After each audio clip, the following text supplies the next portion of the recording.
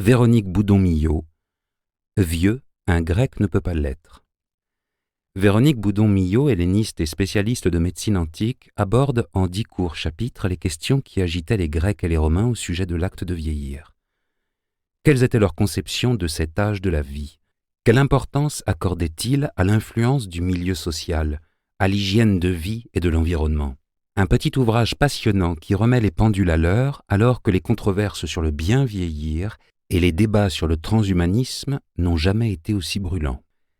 Si les Grecs n'ont jamais pensé pouvoir guérir de vieillesse, c'est qu'ils n'ont jamais conçu le dernier âge de la vie comme une maladie et encore moins, pour paraphraser le titre d'un article récent, comme une maladie mortelle.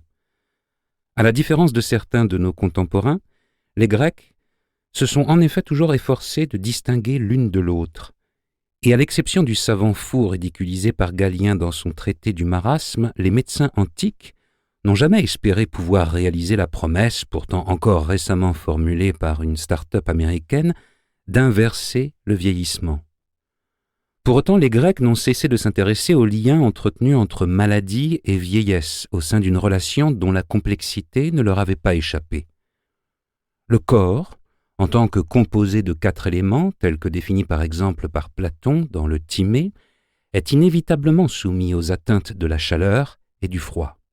De ce fait, les influences intempestives de son environnement aboutissent à le dissoudre et y introduire maladie et vieillesse qui le font dépérir. Cependant, même si Platon réunit ici maladie et vieillesse, il ne tarde pas à les séparer en définissant cette dernière comme un dépérissement du vivant. Alors vaincu, le vivant tout entier dépérit, et c'est cet état qu'on appelle vieillesse.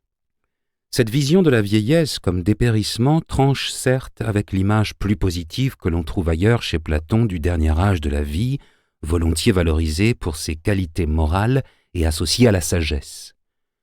Mais surtout, si les maladies peuvent contribuer à ce dépérissement, elles n'en sont nulle part présentées comme seules responsables, puisque les atteintes extérieures de toutes sortes, parmi lesquelles les aliments et les boissons, y ont aussi une large part. Aussi, le long développement que Platon consacre immédiatement après à l'origine des maladies n'inclut-il pas une seule fois des considérations liées à l'âge. Le processus maladif y est en effet exclusivement abordé du point de vue physiologique et décrit comme résultant d'un excès ou d'un manque, ou encore d'un déplacement ou changement susceptible de survenir à tout moment de façon intempestive. D'où viennent les maladies? Voilà, je suppose, quelque chose d'évident pour tout le monde. Puisque le corps se compose de 4 éléments, la terre, le feu, l'eau et l'air, troubles et maladies naissent d'un excès ou d'un défaut contre nature de ces éléments, ou encore d'un changement de place lorsqu'un élément quitte la place qui lui est propre pour prendre celle d'un autre, ou même du fait que, puisqu'il se trouve y avoir plus d'une variété de feu et des autres éléments, une variété en particulier accueille ce qui ne lui convient pas, ou enfin de toutes les autres affections de cette espèce. De fait, dans l'esprit des Grecs, même si les maladies et le dépérissement du corps partagent une même image négative, les premières, à l'inverse du second, ne s'inscrivent pas dans une temporalité particulière.